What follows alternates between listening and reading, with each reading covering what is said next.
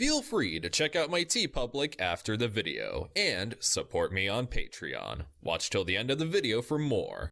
In the 1960s, Tokusatsu was elevated to great heights thanks to the success and popularity of Godzilla and the Ultra series. Since then, more Tokusatsu icons began popping up, such as Ambassador Magma, who actually predated Ultraman. And while Toho and SCRYE Productions were spreading their influence, another company named Toei was producing Tokusatsu projects of their own. In fact, Toei was producing Tokusatsu shows way before Ultraman, as well as King Kong vs. Godzilla, which would have changed the Godzilla series forever. But these were not kaiju thrillers or Kyodai hero adventures, but rather Henshin heroes. To name a few, there was Moonlight Mask from 1958 and Seven Color Mask from 1959. But Toei also had their hand in cinema screens, such as the ambitious Invasion of the Neptune Men from 1961, and the beloved cult classic The Golden Bat from 1966. Though perhaps their most popular Toku entry in the 60s during the monster boom would be 1967's Giant Robo, also known as Johnny Sacco and his Flying Robot, based on the manga by Mitsutaro Yokoyama of Tetsujin 28 Go, which also received a Tokusatsu adaptation from 1960. But with the act of staying at home and watching TV becoming more popular than going out to the theater, there was a golden opportunity. With interest in Tokusatsu film productions waning, Toei wanted to take advantage of the situation. In the past, there were shape-shifting heroes, monsters, cyborgs, and evil terrorists. These conventions would later bleed into the one show that would change the game of Tokusatsu in the 70s. But before we continue, we have to talk about the legendary mangaka himself, Shotaro Ishinomori. Like Go Nagai and Osamu Tezuka, Ishinomori is hailed as one of the absolute greats in the manga industry. His work revolves around adventurous and bombastic pieces of fiction with an everlasting charm. And this is thanks to his experience as Osamu Tezuka's assistant for works such as Astro Boy. Some of Ishinomori's early works consist of the Flying Phantom Ship, Cyborg 009. Ishinomori's works are just as great as the man himself, like Kikaider, Robot Detective, Go Ranger, and a comic adaptation of The Legend of Zelda: A Link to the Past that was featured in Nintendo Power. But we're gonna be here all day if we solely talk about his influence. Just know that Ishinomori was a pioneer, as this feat is greatly exemplified when you look at perhaps his most iconic series, whose beginnings were rather interesting. In 1970, Ishinomori published a one-shot named Skullman in Weekly Shonen magazine. It follows the titular character who is a violent vigilante who seeks revenge on those who murdered his parents when he was very young. Skullman's acts include murder, as he kills anyone who may be associated with his parents' killers, which triggers an investigation led by the Tajiki Detective Agency. Skullman is a dark noir mystery thriller almost akin to that of a Batman story, and Toei saw potential in adapting it into a television series, with some major touch-ups. The Skullman one-shot is very dark, violent, and even gruesome, so the extreme content had to be toned down by a lot. And considering the story follows an anti-hero whose motives are understandable but very questionable on a morality standpoint, it would have been too cerebral and complex for a younger audience. Thus, Ishinomori went back to Skullman, changing the skull motif to that of a grasshopper, swapping city crime for underground terrorist activities, and retaining its mysterious noir aesthetic. And the result?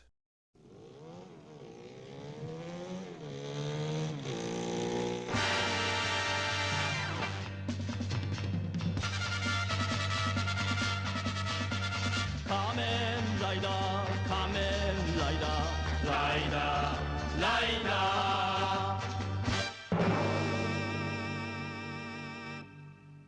Kamen Rider aired on Mainichi Broadcasting System and NET, later known as TV Ashi, from April 3rd, 1971 to February 10th, 1973, running for 98 episodes with 2 movie specials to coincide with it. The story followed the adventures of Kamen Rider, a man turned cyborg by the evil terrorist organization known as Shocker, who plots for world domination. And it is up to Kamen Rider to put an end to their schemes. The show can be broken up into 4 parts, each with their own distinct style, tone, and feel, starting with Birth, Kamen Rider arc. This arc makes up the first 13 episodes of Kamen Rider, and while it may certainly be dated by today's standards, it is a wonderful foundation for what would come later. In the same vein as JoJo's Phantom Blood and Fist of the North Star's King arc. And it all starts with an eerie and exciting first episode featuring the Spider-Man, or Man-Spider, depending on the translation and legal rights. Motorcycle racer Takeshi Hongo is abducted by the secret terrorist organization consisting of former Nazis known as Shocker. And as part of their plot to take over the Earth, they begin to transform Takeshi into a cyborg. However, just as his cybernetic procedure was nearing completion with a brainwashing phase left to go, it is stopped by Professor Midorikawa, who helps Takeshi escape. With his newfound powers, and the knowledge of Shocker's evil plans for global dominance, Takeshi swears to protect the world from their sinister operations. Nearly episode in this phase of Kamen Rider almost has this suspenseful, horror-esque atmosphere as seen in the episodes featuring Batman or Man-Bat, depending on legality, and the Wasp Woman.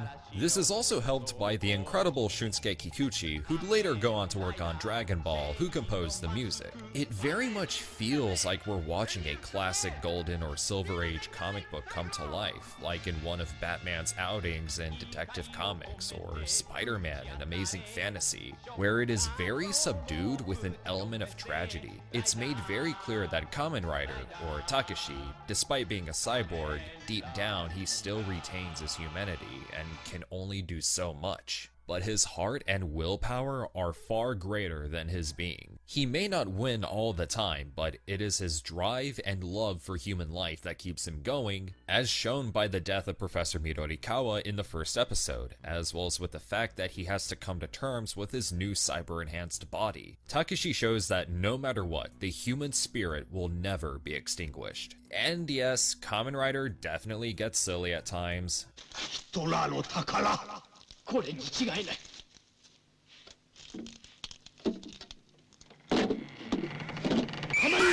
I know everyone memes that clip where Shinigami Chameleon digs up Hitler's treasure only for Kamen Rider to be hiding in there. I mean, hey, I love it too, but for every one silly moment, there's about 10 or so really good ones, which is a good segue for how the action is handled in the show. And honestly, as an amateur and aspiring filmmaker, I cannot help but love these fights. On one hand, they're simple with some really neat stunt work, but they're also very creative, especially with the fights against the Scorpion Man, Cobra Man, and Tokaguran. And of course, this wouldn't be an interesting storyline without interesting characters. Takeshi Hongo is played by Segata Sanshiro himself, Hiroshi Fujioka, who truly embodies the spirit of Kamen Rider in every way, shape, and form. I talked earlier about the hope that the character represents in his first arc, and it is all thanks to the sheer tenacity and righteousness that is delivered by Fujioka himself. Plus, he also acts as a sort of brotherly type character for the support, which makes him easier to connect with, and to thematically contrast his technological transformation.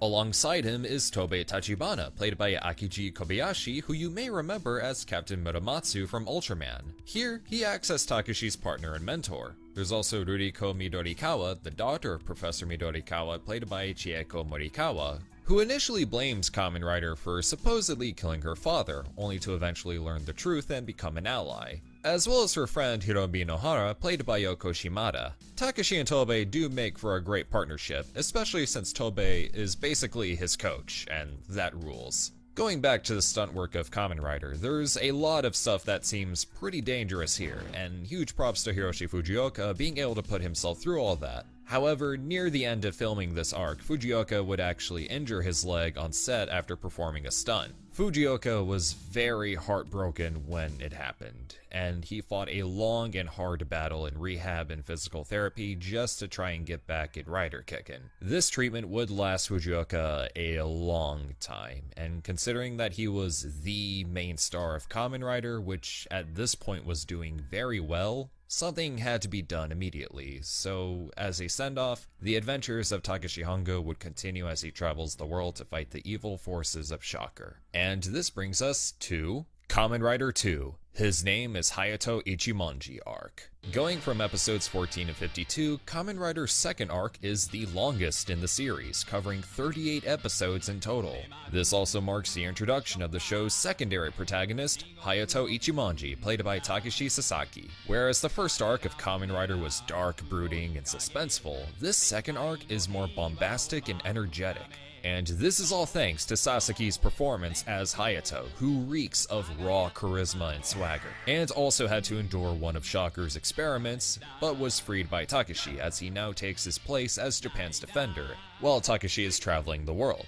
Several changes and additions were made to this portion of the series. For starters, the opening theme, which was originally sung by Hiroshi Fujioka himself, is now sung by Masato Shimon of the Jet Jaguar theme and Fists of the North Star's Kill the Fight. Instead of face paint, the Shocker grunts now wear luchador masks that are a bit closer to what's popular.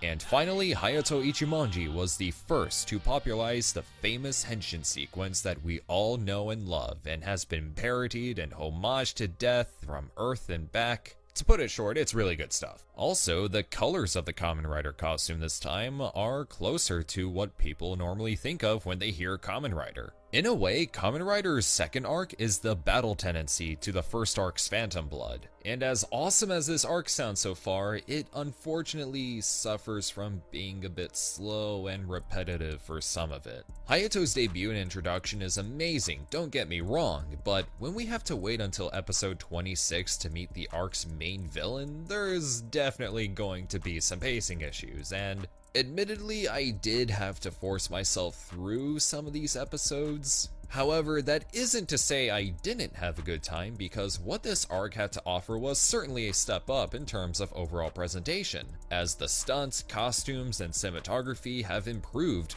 thanks to the bigger budget now. We're also introduced to another badass supporting character named Kazuya Taki, played by Jiro Chiba. Taki is an FBI agent who happens to be skilled just enough to take on Shocker soldiers in hand-to-hand combat, and makes for an amazing tag team partner for our hero. We're also introduced to new members of the Tachibana Racing Club, consisting of Mari Yuri and Michi, played by Linda Yamamoto, Wakako Oki, and Katsumi Nakajima respectively. They're also joined by child characters like Goro, played by Yasuharu Miura, Shiro, played by Joe Honda, and Naoki, played by Ichiro from All Monsters Attack himself, Tomonori Yazaki. Returners include Tobe and Hiromi, with Ruriko said to be helping Takeshi with his ventures to dispatch Shocker across the globe, but unfortunately, that's kinda it for her character. She never returns. The chemistry all these characters share is very wonderful and endearing, especially with how we follow them almost equally with development and time given to each one. And in contrast, we have the arc's aforementioned villain, Colonel Zol, played by Jiro Miyaguchi, who is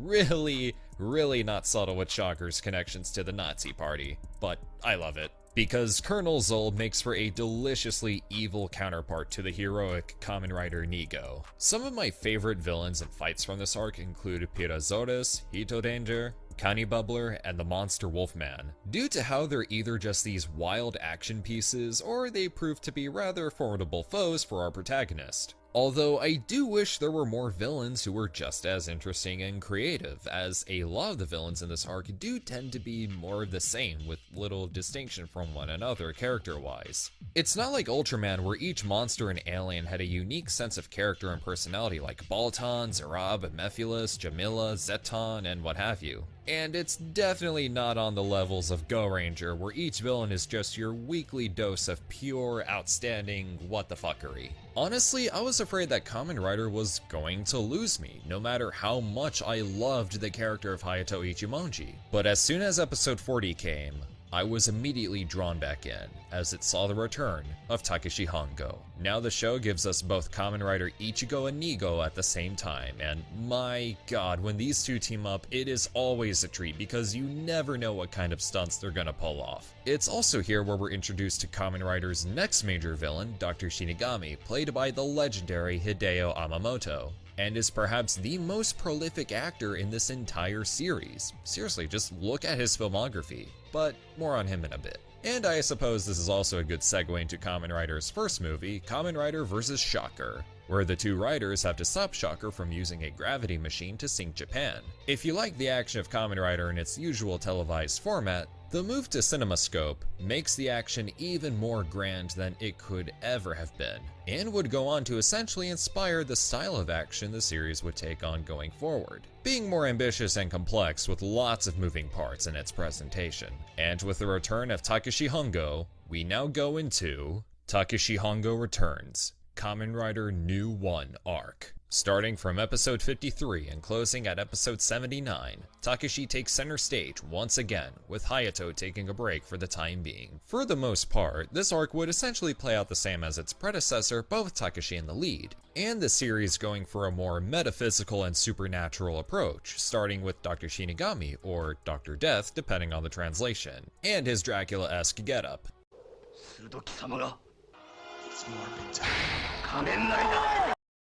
The villains in this arc would take on that approach as well, especially with foes like the Sea Snake Man, who traps his victims within a pocket dimension. It's elements like this that also makes this arc feel like a return to form, adopting a more suspenseful atmosphere once again, but also maintains the spirit of its predecessor. But back to the villains real quick. On top of being played by a phenomenal actor, Dr. Death is perhaps the best of these main villains, as he's not so much concerned about Kamen Rider or taking over the world, as he has this great fascination with chaos and destruction, which only makes him a more terrifying and sinister enemy that Kamen Rider must face. Alongside Dr. Death is... Are you fucking kidding me? Alongside Dr. Death is the undoubtedly goofy-looking Ambassador Hell, played by Kenji Ushio. And despite looking like he shopped at the same store the Black Cross Commander got his outfit, he's also a force to be reckoned with. I won't say too much about this arc without spoiling anything, especially since this is the second half of the show.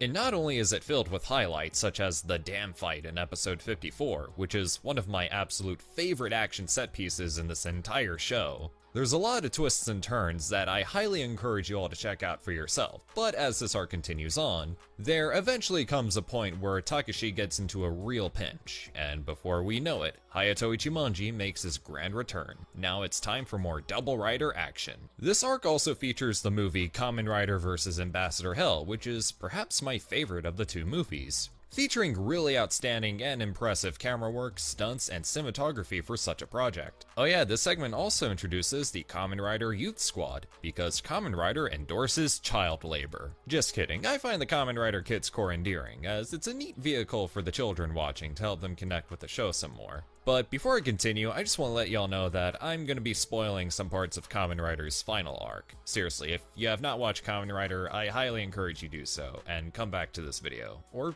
don't, I can't stop you. But if you don't want Kamen Rider's final arc spoiled for you, skip to the timecode on screen. Gellshocker's debut, Fierce Fighting Double Riders arc. Episode 79 marked the defeat of Ambassador Hell and Shocker as we knew it. But little do our heroes know that a new threat is coming. The former leader of Shocker has left to start a new and much stronger and more powerful force known as Gellshocker. Taking up the final 19 episodes from episode 80 and onward to 98, Kamen Rider's final arc is easily the best of the entire series. Here, the stakes are raised and we're treated to some fantastic storytelling, as it is the very culmination of everything that has come before, showcasing some immaculate stunt work and action set pieces. We're also introduced to General Black, who will act as the final antagonist before the Riders come face to face with the Shocker leader himself. Other notable villains in this arc include Ganikomoru, or Crabbat depending on the translation, who appears in the tail end of the previous arc and helps transition the show into its final one. There's also Isogo and Jaguar, whose episode was directed by Shotaro Ishinomori himself, and perhaps most famously the Shocker Riders, who are clones of Kamen Rider created by Gellshocker to impersonate and exterminate our heroes. In fact, there are several times in this arc where the villains actually get the upper hand for some time before our heroes pull through. And this brings us to Kamen Rider's grand two-part finale. Takeshi and Taki sneak into a Gellshocker base to take down General Black, but are stopped by the Crabbat, which they engage in battle with, but the enemy falls rather too easily. Turns out this was all a trap designed by a monster named the Leech Chameleon, whose body is designed to drain the blood of its victims to revive former enemies that have fell to the Riders. This trap was made so Leech Chameleon can try and exploit a weakness for Takeshi. The Leech Chameleon disguises himself as an escapee from Gelshockers base after draining his blood. And while he leads Takeshi and Taki to said base, the Tachibana racing team and Rider Youth Squad are abducted and taken to the base as well. But before Takeshi can transform and rescue them, the Leech Chameleon freezes Takeshi mid-transformation, leaving him immobilized and having no choice but to watch as his friends are about to be used as part of Gelshockers' twisted experiments. All is bleak for our hero. Kamen Rider has lost. But that is until Hayato Ichimanji sweeps in and frees the racing team and youth squad. Now it's time for one last double rider adventure. The riders battle the Leech Chameleon, only to later battle their enemies from the past, as the Leech Chameleon finally reveals himself as General Black, who, like Colonel Zol, Dr. Death, and Ambassador Hell before him, had the ability to transform into a monstrous cyborg, leading to one last battle against Gelshocker, and finally, an encounter with the Shocker leader, donning a red cloak and hood. The Shocker leader turns out to be a bunch of snakes covering a creepy white mono-eyed face? After defeating the leader, the series ends with our heroes restoring peace to the world at last. This finale was awesome. I would be lying if I said I wasn't all hyped up throughout with its high stakes, shocking twists, and satisfying payoffs, making for a fantastic and epic conclusion to one of the most important shows of Japanese pop culture. There is a reason Kamen Rider was so successful as it was. It had so much going for it, such as a memorable cast of characters, insane and ambitious stunt work, wonderful cinematography, amazing storytelling, unique creature designs, and a very uplifting and compelling message that tells us that nothing is greater than the human spirit, and that no matter what happens, it is the things that we love and cherish the most that keeps us going, and can allow us to accomplish wonders. And with this ideology, Kamen Rider has captured the hearts and minds of its viewers for the past 5 decades, and has kept it going to this day with countless iterations, and like Ultraman with its new movie directed by Attack on Titan's Shinji Higuchi, includes an upcoming movie reboot directed by Evangelion's Hideaki Anno. There's also the Kamen Rider manga that Shotaro Ishinomori created that consists of numerous original concepts for the show. One notable difference is that the manga plays heavily on the tragedy of Takeshi's transformation and even amps up the gore, like Jesus! Also, the artwork is just astonishing to look at. Ishinomori always had an eye for action, and this manga is a wonderful example of that. It even has its own rendition of the Shocker Riders. Overall, the manga is very good. Very different from the show, but it's definitely worth a read. The legacy Kamen Rider has left behind is very deserving, and has earned its rightful place amongst one of the major pillars of Tokusatsu. Thank you guys so much for watching this video. I greatly appreciate it. I want to give big shout outs to my channel members and Patreon supporters, and if you like what you see, comment your favorite Kamen Rider moments below, and consider supporting the channel on Patreon. Doing so will get you access to my Discord server, and you can also get early access to videos, exclusive content, commission video requests, and receive a t-shirt of your choice from my TeePublic. Also want to give a huge shout out to my buddy Cole, aka Godzilla Gamer 77, for editing this video for me. Greatly appreciate it, man. Feel free to like, share, comment, subscribe, all that good stuff, and this is TitanGoji, signing off.